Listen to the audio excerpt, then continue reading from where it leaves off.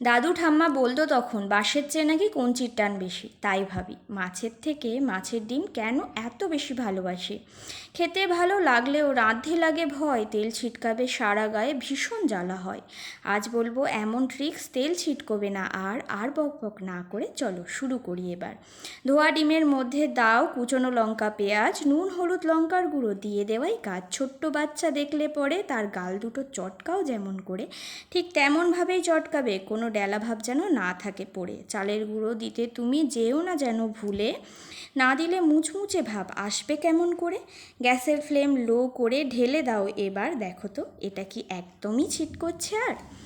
গরম গরম তুলে তুমি এমনিও খেতে পারো, তা না হলে আমার মতো ওই কড়াতেই ঝাল বানিয়ে ফেলো।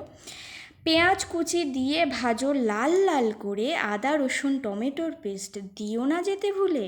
বেশি কিছু মশলা দিয়ে দিয়ে দাও জল। আমার এমন কবিতা শুনে জানি তোমরা হয়েছো নাজেহাল। জল ফুটলে আলু দিয়ে দিয়ে দাও ঢাকা, সিদ্ধ হয়ে গেলে আলু দিয়ে দাও জল, জল ফুটে এলে এবার ডিমগুলো ঢাল।